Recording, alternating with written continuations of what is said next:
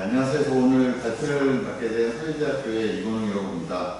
오늘 제가 발표할 주제는 중국 서점 정책하고 요즘에 많이 이제 등장하고 있는 독립출판 관련된 것들 좀 얘기하도록 하겠습니다.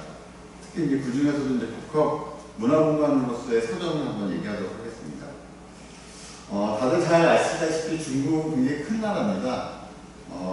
땅도 넓지만 인구도 많기 때문에 그만큼 이제 책을 소구하는 이제 인구들이 굉장히 많아서 전 세계적으로는 이제 영미권, 북미나 이제 영국 같은 이제 영미권을 제외한 가장 큰 시장을 갖고 있는 것이 이제 중국이고 중화권이라고 할 수 있습니다. 출판은 다들 알다시피 이제 출판 산업은 사양 산업이라고 하는 이제 가장 대표적인 이제 산업 중에 하나입니다. 문화 콘텐츠 산업 중에서는 그 포지션이 이제 매출 기준으로 해서 거의 4분의 1을 차지할 정도로 굉장히 큰 분야임에도 불구하고 사양 산업이 접어들고 있습니다. 가장 대표적인 이제 사양 산업의 길을 갖고 있는 이제 나라 중에 하나가 일본인데, 일본은 이제 거의 10여 년 전서부터 이미 마이너스 성장을 기록하고 있고요.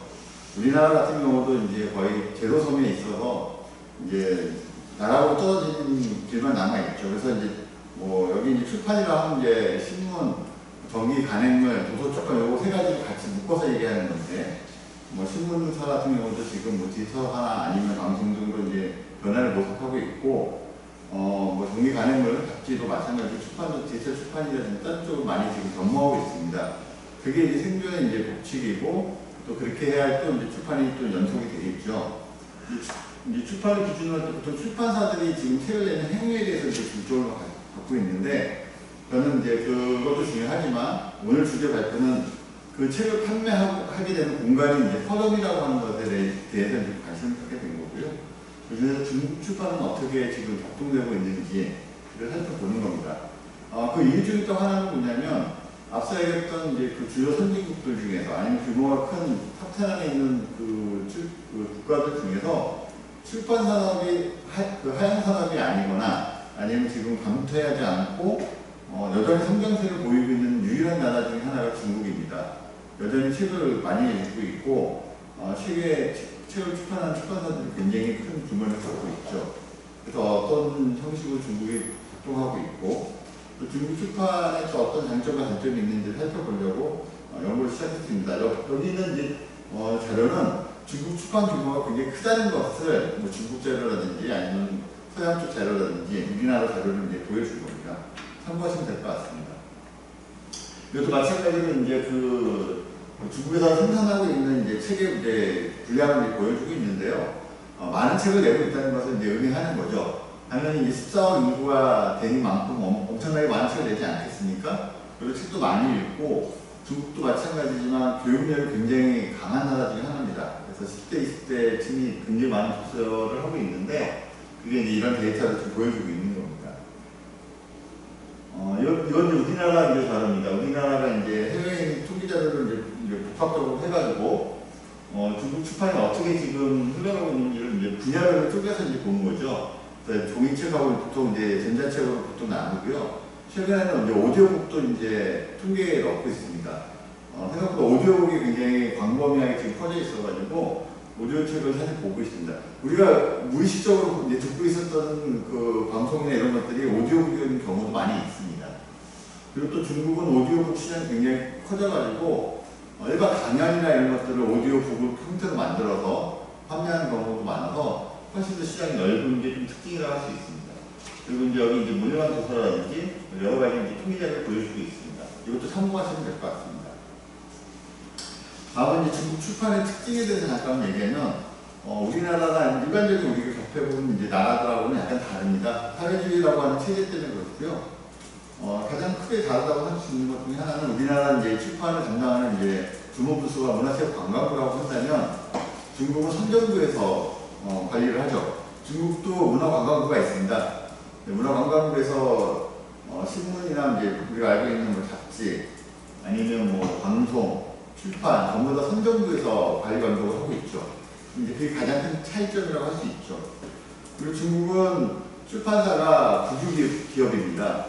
국영기업도 있고 국유기업이 있는데, 국영기업이라고 하는 것은 국가가 소유하고 경영하는 형태고요. 국유기업은 국가가 소유하지 경영을 독립하는 형태의 기업을 국유기업이라고 하죠. 대부분의 출판사들이 국유기업의 형태를 갖고 있고요. 숫자는 2020년에도 584개였는데 제가 최근에 다시 검색을 해봤는데 지금도 크게 숫자가 이렇게 줄거나 늘어나지 않았더라고요. 왜냐하면 철저히 허가제입니다. 그 큰 나라에 출판사가 584개밖에 없다는 것은 그만큼 출판사 하나하나가 규모도 굉장히 크고 관리 감독이 굉장히 잘 되고 있다는 것을 의미하는 거죠. 이거는 이제 우리하고 완전히 다른 케이스고 한국 같은 경우는 이제 신고제입니다.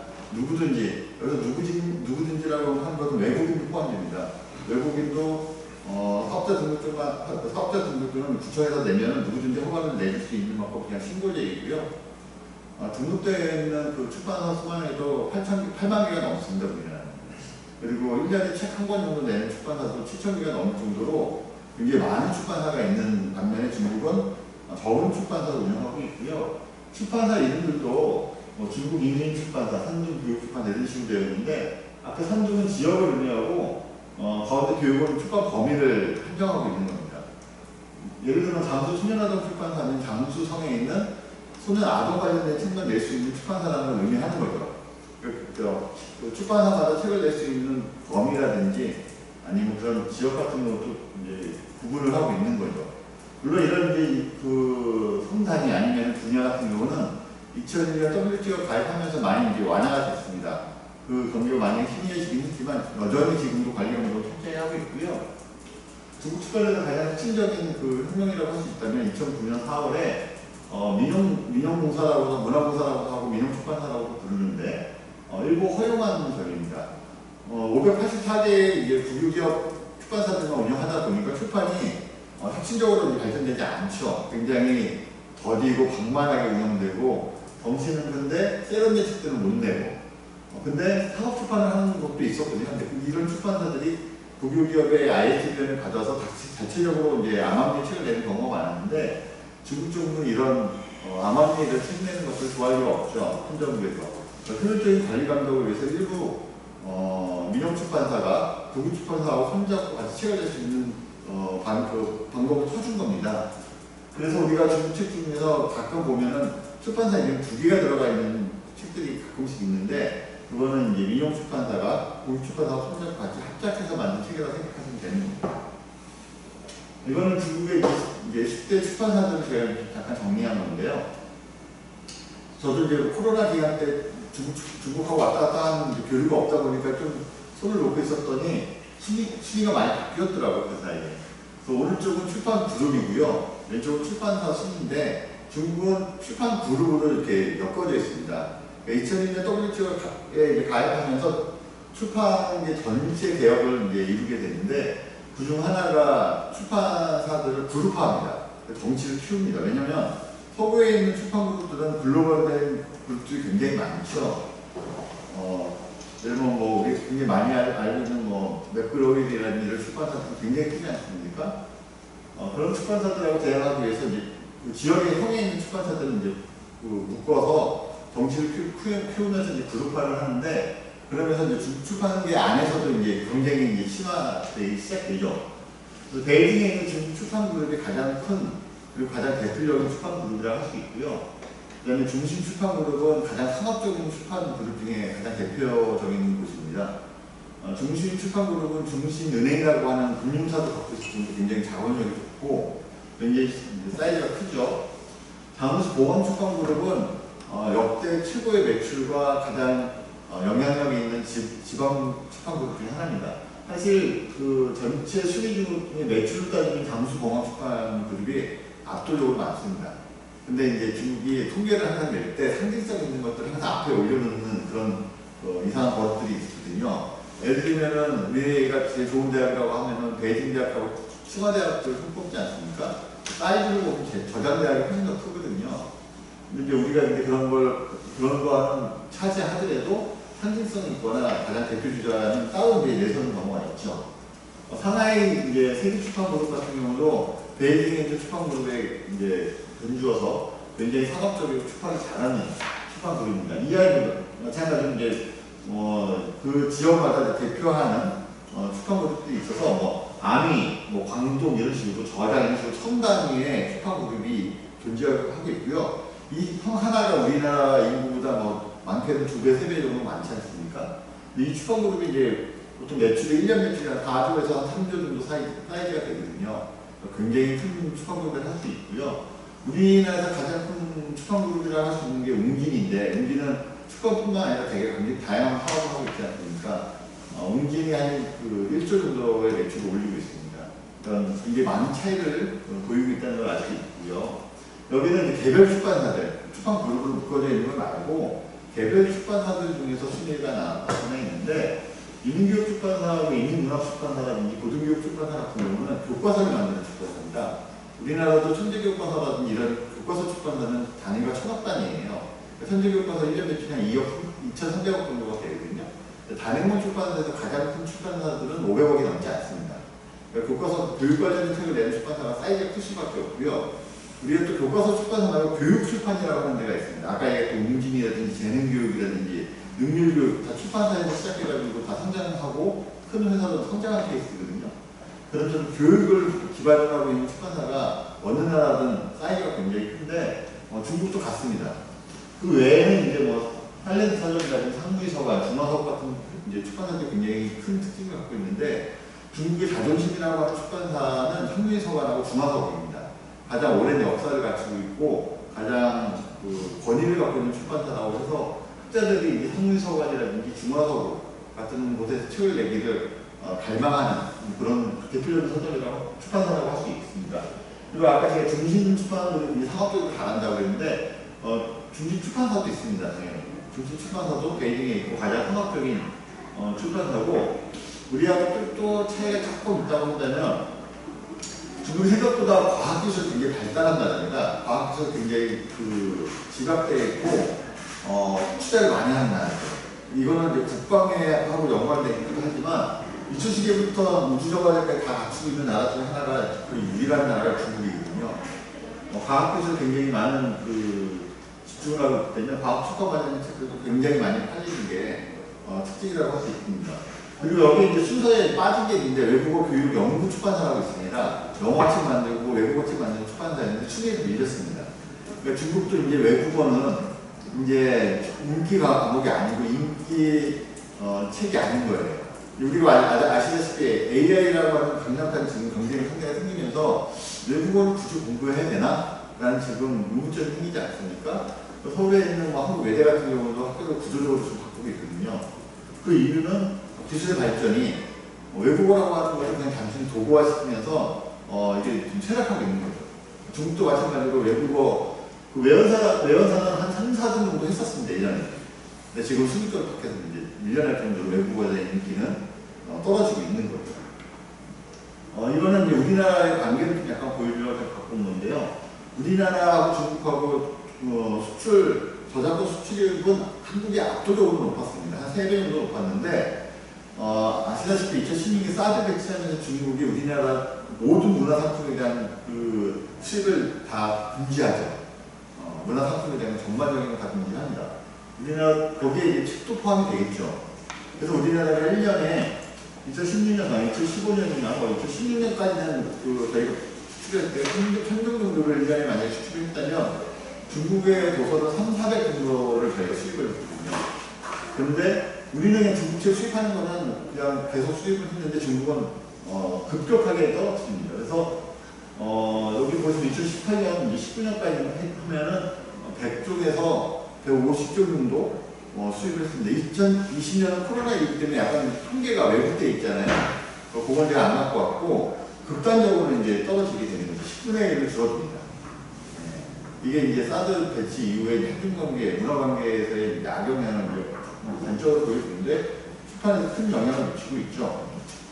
여기까지 출판에 대한, 중국 출판에 대한 대략적인 설명을 잠깐 제가 해드렸습니다. 왜냐하면 출판계에 계시는 분들도 사실 중국 출판에 대해서는 자세히 모르거든요. 관심도 잘 없고. 그렇기 때문에 그냥 제가 서점 발표, 중국 서점을 또 발표해야 되기 때문에 중국 출판에 대한 대략적인 설명을 잠깐 했습니다. 이제 중국 서점에 대해서 얘기할 건데요. 중국 서점도 많습니다. 네, 당연히. 굉장히 많고요. 1년에 이제 서점 수들도 굉장히 많은데, 여기 보면 오프라인 서점하고 온라인 서점이 있습니다. 우리나라 온라인 서점이 가장 대표적인 예스24라든지 알라딘, 교보문고도 하고 있죠, 당연히. 인터파크 이런 데가 있는데, 중국도 지금 인터넷 서점의 비약적인 그 성장이 온라인 서점을 위협하고 있습니다. 사실 그래서 이 발표의 가장 중요한 정책 중에 하나는 어떻게 하면 오프라인 서점을 계속 발전시킬까가 이제 과제인 거예요. 중국 정부도 그렇고 관계자들도 그렇고 서점인들도 그렇고 온라인이라고 하는 강력한 무기를 이길 수가 없는 겁니다. 그리고 이 중국인들이 온라인으로 쇼핑하는 것을 굉장히 많이 즐기거든요. 그럼 당연히 책도 그렇게 합니다. 그래서 서점에서 책을 보고 마음에 드는 책을 그 자리에서 그냥 온라인 서점으로 주문을 하죠.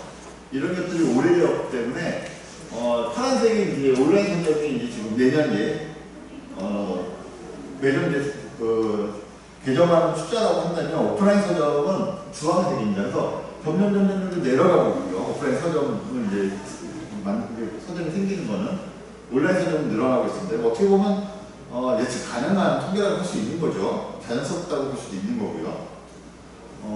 이것도 마찬가지로 2021년 전국 기준의 출판물 유통처를 이제 봤더니 성장률은 그 2020년 코로나 때 꺾였습니다. 코로나라가 추수한 상황이 있기 때문에 꺾인 거겠죠. 서점 자체를 다 폐쇄했거든요. 왜냐하면 사람들이 가장 많이 드나드는 것들을 이제 폐쇄했는데 우리나라 같은 경우도 많이 억제하고 있지만 중국은 우리나라하고 다르지 않습니까? 극단적인 케이스가 많죠. 그러니까 가지마 하면 못 가는 겁니다. 그래서 극장 다 폐쇄하고 서점도 사람들이 많이 오고 가는 곳이기 때문에 폐쇄를 했겠죠. 그러니까 매출이 다 줄었고 많은 서점들이 휴업을 했었습니다. 전년에 휴업을 했었죠. 그래서 성장량이 쭉 떨어진 거고요. 그리고 이제 대신에 그럼에도 불구하고 출판에 대한 유통수는 계속 늘어나고 있습니다. 왜냐면 오히려 오프라인 서점이 없어지니까 책을 안 사진 않거든요. 다 온라인으로 다 하게 되는 겁니다. 코로나가 끝나지 않았습니까? 그랬더니 오프라인 서점이 지금 다 죽게 절멸하게 생긴 거예요. 그래서 중국 정부에서는 어떻게 하면은 오프라인 서점을 다시 활성화해야 되는 것인가에 대한 이제 과제가 생긴 거죠.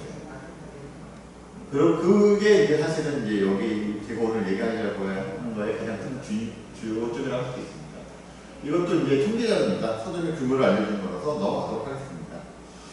중국의 서점이 되게 유형들이 굉장히 많은데요. 그냥 제가 너프하게 얘기하면은 전문 서점들이 있고요. 고가 서점들이 있습니다. 또 유형에 따라서 체인 서점은 나누고 독립 서점은 나눌 수도 있고 다양한 방법으로 서점은 나눌 수 있는데 오늘 그냥 간단하게는 전문 서점하고 복합 서점 제가 이제 복합 문화공간으로서의 서점을 얘기하기 위해서 이 두 개로 이렇게 대비해서 좀 나눠본 겁니다. 전문 서점이라고 하면 보통 대형 서점이라든지 대형 서점이라든지 또 프랜차이즈 서점이라고 하거든요.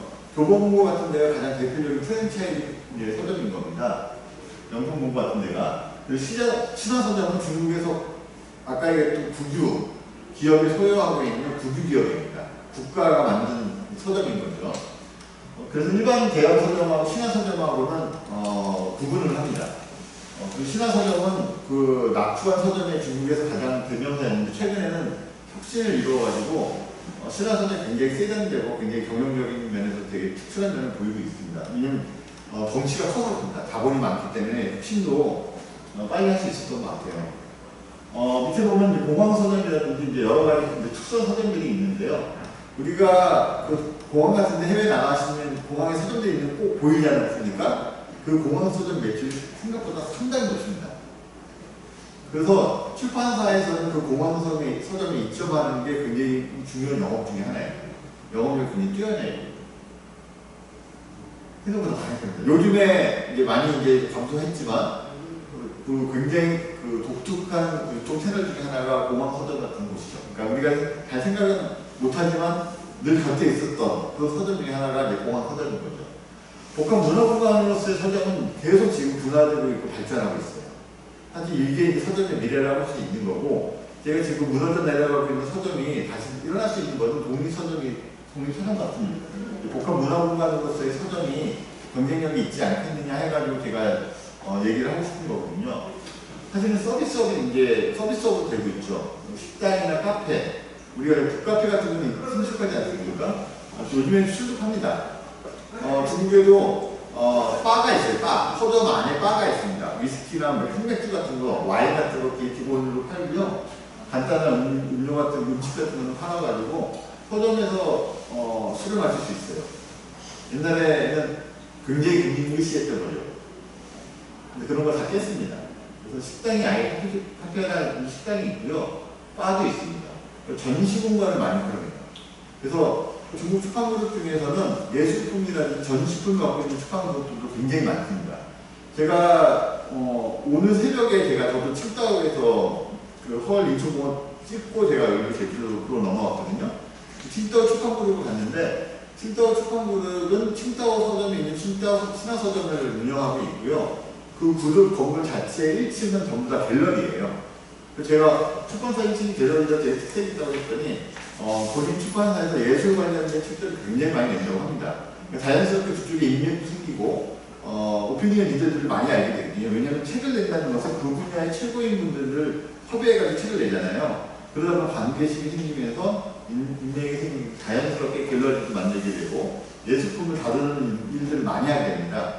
마찬가지로 중국은 그 서점이 건물 하나 통째로 다 서점인 경우가 많은데 그 공간을 다 책으로만 채우는 게 아니라 전시관 같은 경우를 많이 활용하고 있죠. 요즘 젊은 애들도 이제 젊은 친구들도 많이 유입해야 되잖아요. 그래서 MZ들이 그 SNS 같은 걸 찍을 수 있는 그런 스튜디오들도 많이 지금 만들어놓고 있어요. 그 1층에 중장년층을 위한 전시 공간이 있다면 2층에 예를 들면 이제 MZ 세대들을 위한 스튜디오 같은 것들을 저렴한 가격 아니면 무료로 하는 것도 있고 가격대별로 낮춰서 스튜디오를 운영합니다. 많은 친구들이 와야 책을 사지 않겠습니까? 그러니까 복합 문화공간으로서의 사람들이 많이 유입해야 되는데 생각보다 책은 충동 구매하는 충동 상품이에요. 내가 어떤 책을 사겠다고 해서 그 책을 사러 가면 꼭 손에 두세 권의 다른 책이 또 들려 있습니다. 가다 보면 또 관심 있는 책들이 또 나와 있거든요. 이런 책들이 나와 있네 하면서 보다 보면 어느 순간에는 사게 돼 있죠. 그래서 서점 주인은, 매니저들은 어떻게든 서점에 누구든지 오게끔 만들어야 매출이 늘게 되어 있거든요. 그래서 이런 식으로 복합 문화 공간으로 확장되어 있습니다. 그리고 독서나 시청과 관련된 것도 많이 판매하고, 파생상품 같은 건 예전부터 많이 팔았죠. 문구라든지 그런 거, 혜진씨. 우리나라 교보문 같은 경우도 하트트랙이 있지 않습니까? 이런 것들은 이제 전 세계적인 현상이라고 할 수 있고요. 중국 서점이 지금 극단적으로 발전하고 있거나 아니 극단적으로 지금 경계하고 있는 것 중에 가장 큰 사건은 2020년 코로나 기간에 치타야, 일본에 있는 치타야 서점이 입점을 합니다. 하나에. 지금 3점까지 냈는데 그 코로나 시기에 다 망할 거라 생각했어요. 그렇지 않습니다. 치타야는 하나 남았어요. 코로나. 2020년에 들어와서 지금 3점까지 됐거든요. 그 2020년, 21년, 22년에 단전된 겁니다. 그래서 지금 중국 출판계에서 가장 큰 커즈 중에 하나는 치타야가 어떻게 중국같이 배타적인 국가에서 치타야 서점이 어떻게 살아남을 수 있었지 하고 그게 굉장히 논쟁이에요. 저도 궁금합니다. 근데 서점 중에 이제 간략하게 따지면 이제 온라인 서점이 굉장히 급성장하고 있습니다. 이건 반대로 오프라인 서점이 죽고 있다는 얘기를 하는 거고요. 특색 있는 독립서점이 인기가 있습니다. 이것도 전 세계적인 현상이에요. 우리나라 독립서점도 특색 있는 독립서점은 사람들이 가거든요. 아니면 교보문 같은 큰 서점을 가거나 둘 중에 하나입니다. 특색 있는 서점을 가거나 아니면 큰 서점을 가거나 동네에 있는 문방구랑 같이 하는 서점은 잘 안 가게 되는 거예요. 그래서 문방구랑 같이 경험한 우리나라 서점의 대부분의 매출은 신학기 때 학습지를 팔면서 수익을 얻게 되죠. 그게 가장 큰 수익이고요. 그래서 복합 문화공간으로서의 변신이 되게 중요한 아젠다다 이런 걸 얘기하는 거고요. 서점이 사이즈가 점점 커지고 있습니다. 예전에 좀 컸는데 지금도 커져요. 건물 하나 통째로 서점인 거는 일도 아닌 거죠. 그리고 앞서 얘기했던 것처럼 치타야 서점의 지금 그 인기가 이제 2020년대 이후에 지금 최근에 가장 큰 화두예요. 독서 운동이라든 토론, 이런 부가적인 서점 자체적인 행사도 굉장히 다양하게 하고 있습니다. 그러니까 어떻게 보면 서점이 살아남기 위한 몸부림이라고 할 수 있겠죠. 넘어가도록 하겠습니다. 이거는 이제 또 중국 서점의 특징들을 좀 잠깐 정리한 건데 2000년대 이후부터 중국의 가장 큰 출판 시장은 아동시장이에요. 아동에 대한 그 1인 1가구씩 그 정책을 오랫동안 하지 않습니까? 뭐 2018년에 폐기했다고 하지만 그 전까지는 1인 1가구 세대에 자식이 하나밖에 없다 보니까 과도한 이제 자식에 대한 추적 행위죠. 거기에 이제 학습도 있는 겁니다. 책 읽게 하는 거죠. 그래서 모든 출판사들이 아동책을 낸다고 할 정도로 아동 출판이 굉장히 폭발적으로 인기를 끌고 책도 많이 판매되게 됩니다. 그리고 이제 디지털화가 되죠. 그래서 중국하고 출판 관련된 행사를 하게 되면 아젠다는 하나 두 개예요. 아동 출판, 디지털 출판. 그 주제를 뭐 정하자면 주 중에 하나에 딱. 다른 건 다 안 하려고 합니다. 그리고 중국 사회주의 걸 때문에 그 이점 이런 거 되게 중시하잖아요. 분위 시장이 되게 많아요. 그러니까 아동 출판 갖고 얘기할 때 뭐 이점적인 거나 이런 게 나올 일이 많지 않거든요. 디지털 출판으로 가면 기술적인 얘기를 많이 하게 되거든요. 그러니까 이런 것들도 자기네들이 약점이거나 아니면 자기네가 하기 싫어하는 얘기들을 자연스럽게 안 하게 되기 때문에 책을 사상을 잡지 않습니까? 그렇죠? 가치를 갖고. 그래서 이런 걸 약간 피해나가려는 것도 숨은 의도가 아닌가 하는 생각도 드는데 아무튼 이 부분이 또 중국 출판이 지금 발전하고 있는 두 가닥이기도 합니다. 앞서 얘기했던 것처럼 온라인 서점의 성장은 중국 지금 출판 시장 다 뒤에도 놓고 지역을 다 바꿔놨습니다. 그리고 이제 오프라인 서점에서의 도서 판매 구조도 지금 많이 바뀌었는데, 제가 앞서 신화서점이 그 중국 국유 기업이라고 했는데, 교과서라든지 학습서는 신화서점에서만 독점적으로 판매할 수 있습니다. 그러니까 국가가 이런 독점적인 시장을 확보하고 있기 때문에 신화서점이라고 하는 그 서점이 방만을 운영하고 있음에도 불구하고 운영이 가능했던 거예요. 그에 반해서 민영 서점들은 그런 말자리의 콘텐츠들이 없기 때문에 자구적으로 살아남기 위해서 굉장히 치열하게 몸부림을 쳐야 되는 거겠죠. 이것도 넘어가도록 하겠습니다. 이건 이제 2014년하고 2024년을 이제 비교해서 제가 이제 한번 이제 살펴본 건데요. 2024년 제 자료는 아직 안 나왔으니까 예상 자료입니다. 계속 성장할 것으로 이제 보이고 있는데, 중국 출판계도 지금 코로나를 겪으면서 시장 자체가 많이 바뀌었어요. 중국 시장에서도 약간 왜곡되어 있는 것들이 있는데, 우리나라는 웹툰의 나라 아니겠습니까? 그렇죠? 중국은 웹소설의 나라예요. 웹툰보다 웹소설이 훨씬 더 인기가 있습니다. 중국의 그 시리즈물 주요 그 드라마의 60% 70%는 웹소설을 기반으로 한 OSM이 한 이제 콘텐츠라고 할 수 있겠죠. 드라마랑 할 정도로 웹소설의 영향력이 굉장히 큰데, 이 웹소설 시장이 엄청나게 커요. 근데 이걸 다 출판 온라인 그 통계로 다 집어넣습니다. 당연히 높일 수밖에 없는 거죠. 그래서 약간 좀 굉장히 사이즈가 커 보이지만 실제로 안으로 들어가면은 그 우리가 알고 있는 이퍼블 기반으로 하고 있는 전자책 시장은 생각보다 크지 않아요. 그리고 지금 중국도 AI 디지털 교과서를 만들려고 노력하고 있는데 기술적으로 잘 구현되지 않고 있습니다. 이건 이 문제는 우리나라도 같은 숙제예요. 쉽지 않습니다. 지금. 저항도 교육계에서 저항도 있고 출판계에서는 그 제작비가 너무 과도하기 때문에 힘든 부분도 있고 교육부 정책이 지금 갈팡질팡입니다. 그래서 이걸 믿고 가야 될지 말아야 될지 알 수도 없고 이런 오리무중 상황에 있는 거죠. 그리고 이 부분은 성장세에 그 긍정적인 면만 있는 것이 아니라 항상 빛이 강하면 그림자도 강해지듯이 중국의 이면도 분명히 있습니다. 이거는 이제 중국이 지금 그 아까 앞서 얘기했던 온라인이 워낙 강하게 치고 올라가다 보니까 오프라인 주도하고 있는 실패하고 있는 오프라인 서점을 어떻게 하면 할 것에 대한 고민을 하기 시작합니다.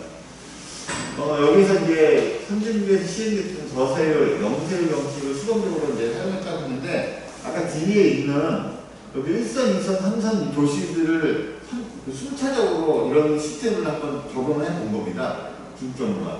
여기서 선진국은 프랑스입니다. 중국은 미국을 별로 좋아하지 않기 때문에 미국 정책을 잘 갖고 오지도 않고요. 둘은 완전 시스템이 극단적으로 다르기 때문에 가져다 쓸 정책도 없어요. 근데 프랑스도 마찬가지로 책 읽기 되게 좋아하는 나라 중에 하나인데 오프라인 서점이 계속 사라지는 겁니다. 쉽지 않아요.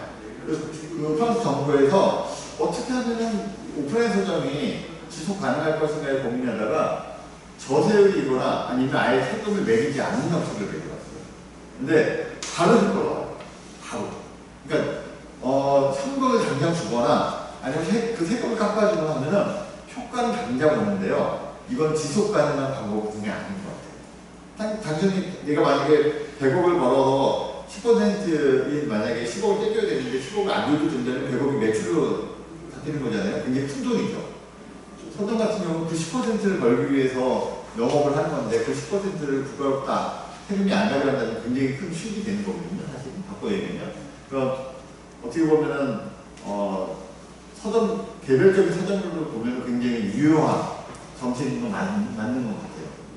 그리고 중국 정부가 시행하기에 가장 단순한 정책이기도 하고요. 그래서 오프라인 서점 지원, 시범 업무 전개에 대한 통지 뭐 이런 것들을 내립니다.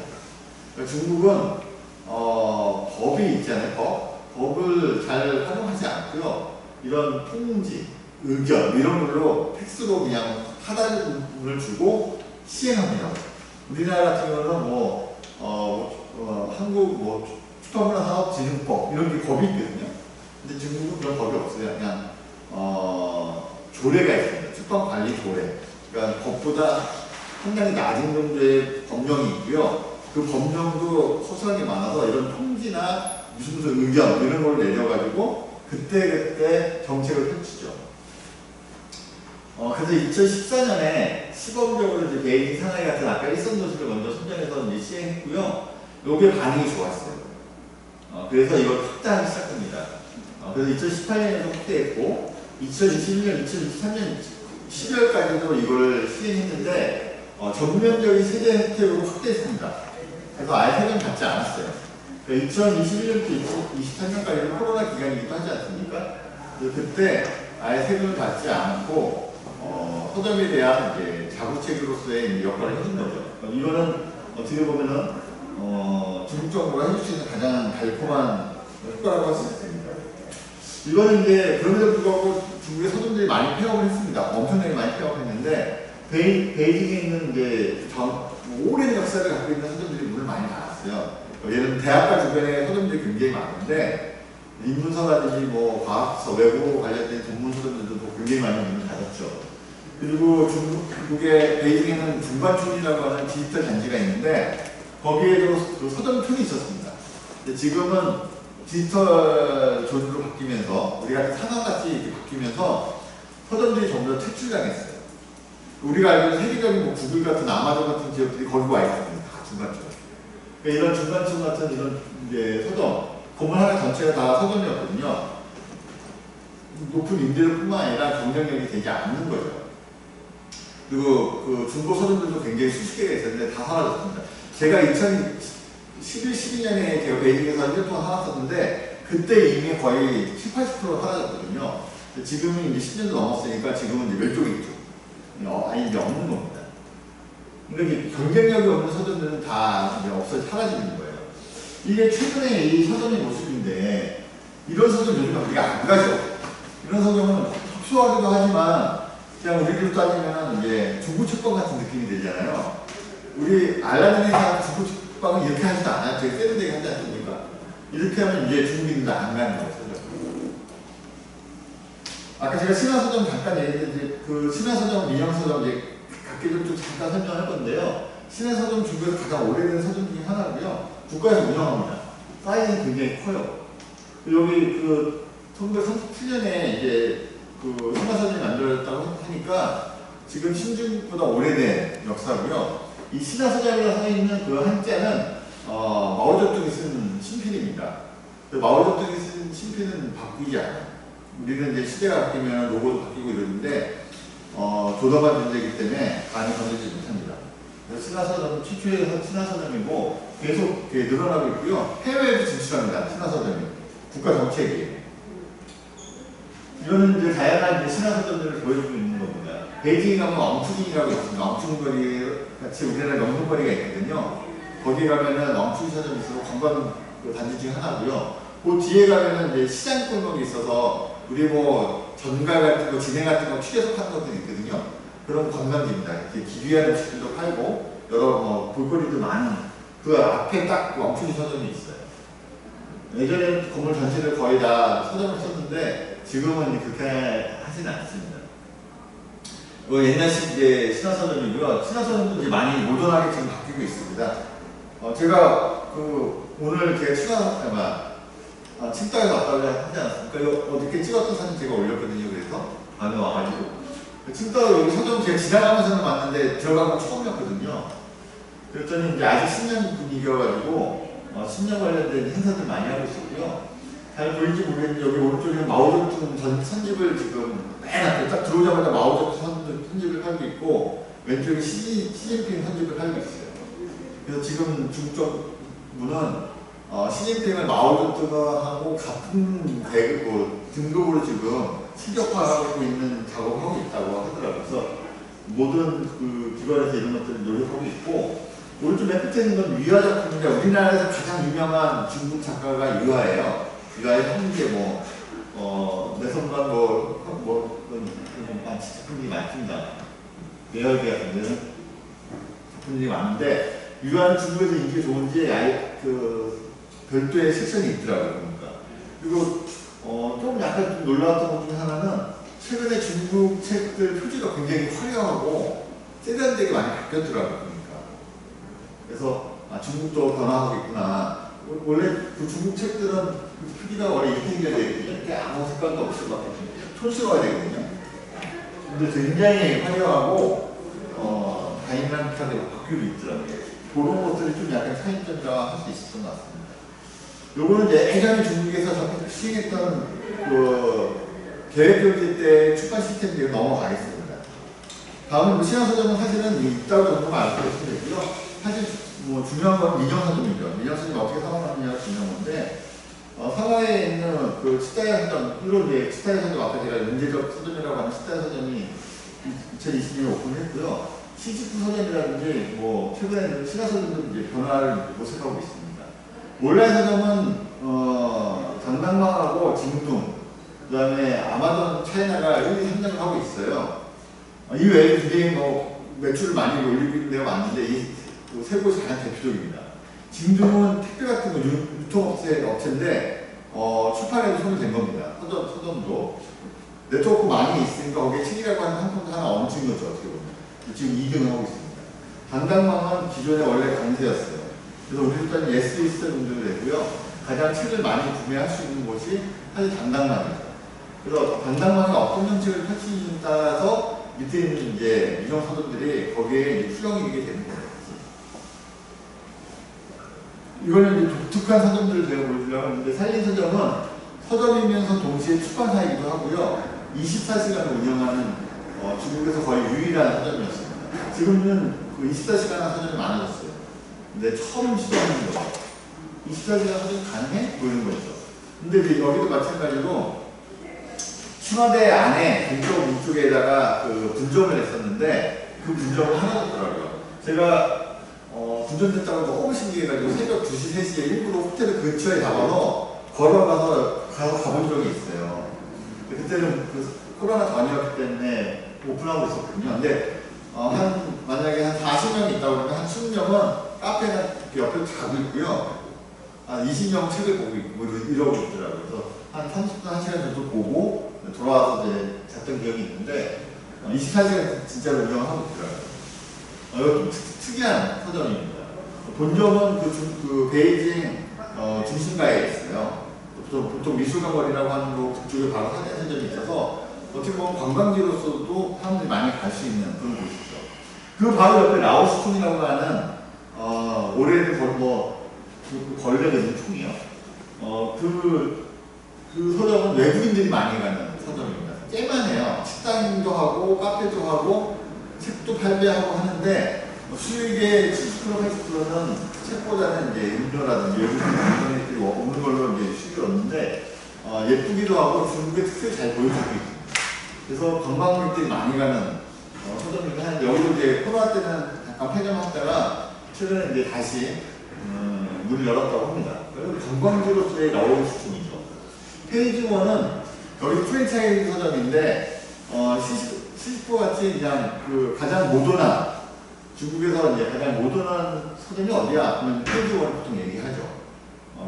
여기에는 디자인, 외국 관련된 서적들도 굉장히 많고요. 디자인이나 세련된 책들이 굉장히 많아서 인기가 있습니다. 지역에서 이제 우한이라는 곳에 주얼서점이라는 곳도 있고, 주얼서점은 좀 이따 얘기했지만, 건물 전체는 복합 문화 공간으로 이제 변모한 케이스고요. 코로나 전에는 숙박형 서점이 굉장히 인기를 끌었습니다.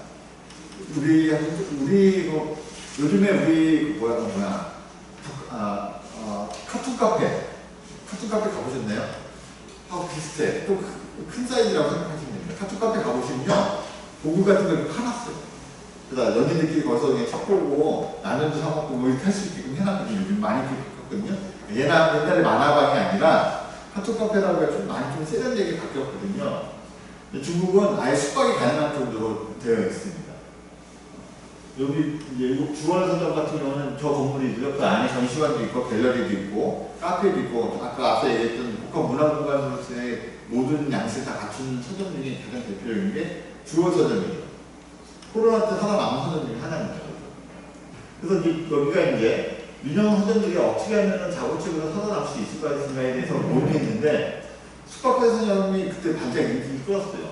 24시간 운영하면 괜찮네. 그리고 또 디투하자. 그래서 이 미정 서점들이 오프라인 서점도 갖고 있으면 또 오프라인 서점도 같이 엽니다. 같이 연계해서 같이 판매하는 이런 것들이 코로나 전까지 유행했어요. 근데 코로나라고 하면 예상 못하는 게 딱 생기면서 이게 무너진 거예요. 이마저도. 그래서 국가문화공간으로서 서점이 이제 다시 이제 법과가 받게 된 건데, 이건 넘어가고요. 아까 그 대표적인 우한에 있는 주얼 서점 같은 경우를 제가 얘기하고 싶은 이유가 뭐냐면, 코로나에 살아남은 서점이 많지 않습니다, 사실은. 근데 어떻게 하면 살아남을 수 있을지에 대해서 고민을 한 것 같고요. 여기도 잠깐 경제 폐점 때문에 6개월 동안 폐점한 경우가 있지만, 그건 국가 정책에 의해서 폐점한 거기 때문에, 매출이나 경영, 아까 폐점한 케이스는 아니기 때문에, 사실은, 여기는 살아남은 서점들이 가장 대표적인 케이스라고 할 수 있습니다. 서점 안에 미술관이 있고요. 작은 극장도 있고, 카페라든지 도예관도 있습니다. 그래서 하나의 문화 공간이에요. 문화예술 공간으로서 역할을 하고 있고요. 많은 사람들을 끌어모으고 있고, 주얼서점의 가장 큰 특징은 연령대별 독서 클럽이 있습니다. 독서 클럽 운영은 굉장히 중요한, 출판사에서 가장 중요하거든요. 우리도 웅진 같은 경우는 독서 클럽이 있어서 되게 잘 운영하는데, 이게 베텔스만이라고 하는 독일에 있는 그 독서, 자기네는 이제 충성도에 있는 독자들을 확보하기 위한 방법 중에 하나로 독서 클럽을 한 거거든요.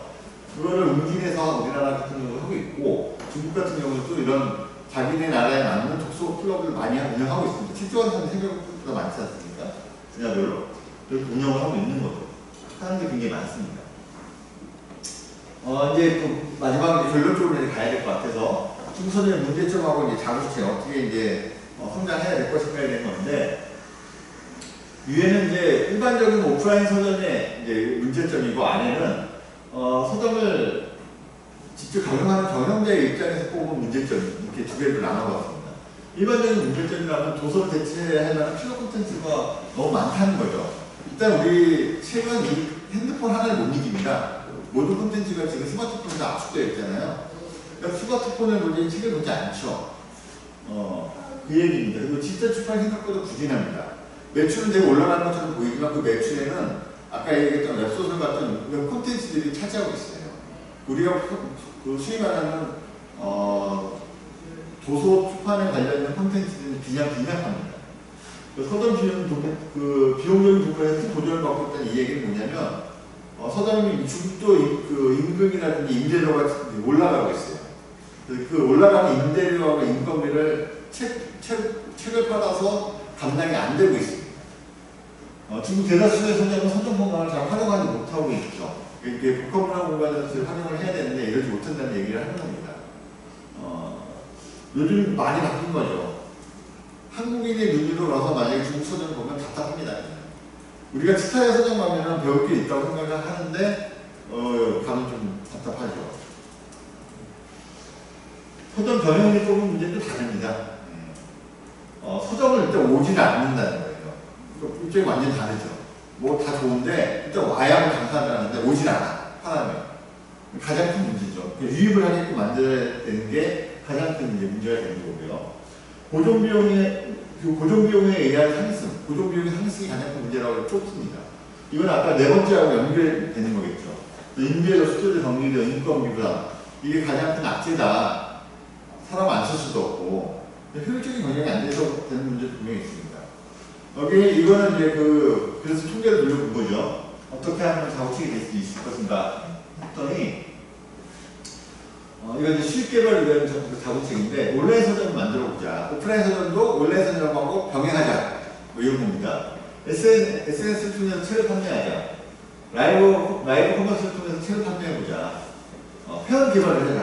회원의 가치를 발굴하자. 온라인 독서 클럽을 만들어보자.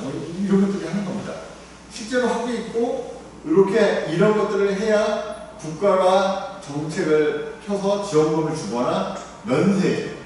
그러니까 지금 정부도 모든 서점에다가 다 면세 주는 게 아닙니다. 주요 서점들은 죽어라고 내비고요. 근데 평가할 기준이 필요할 거 아닙니까? 이런 자구책을 하는 서점을 중심으로 어떻게 보면 지속 가능할 거라고 판단되는 서점을 중심으로 면세도 해주고 지원금도 주고 하는 겁니다. 이거는 이제 서점에 필요한 정부의 지원 정책인데 어떤 게 필요하냐 했더니 정부의 재정 지원이 그러니까 재정 지원하고 돈을 주는 거죠. 받는 거죠. 가장 효과적이고 다들 좋아하죠. 당연히. 즉각적이니까. 특별기금도 돈을 받는 겁니다. 이건 코로나 때 있는 거잖아요. 코로나 때 문을 닫았으니까 6개월 동안 만약에 문 닫으면 6개월 동안 소비가 난 부분을 국가가 특별 지원금으로 다 지원해 줬습니다. 세제 혜택은 아까 얘기했던 저세율 아니면 아예 영세율입니다. 임대료 인하, 금융신용 지원, 아니면 법률 지원 이런 것들이 있는데 앞에 있는 돈을 받거나 아니면 세금을 깎아주는 게 가장 효율적이라고 생각하는 거죠. 이렇게 해가지고 제 강의를 다 마쳤고요. 제가 이제 결론적으로 말씀드리면 서점이 지속 가능하려고 한다면은 정부에서 받는 지원은 최소화해야 됩니다. 그리고 간섭도 덜 받아야 되고요. 면세해주는 고맙죠. 그리고 기금 주는 것도 고마운데 그걸 받아먹다 보면 거기에 물리기 때문에 독자 개발이라든지 자기가 자구적인 노력을 하는 거에 게을리하게 되어 있습니다.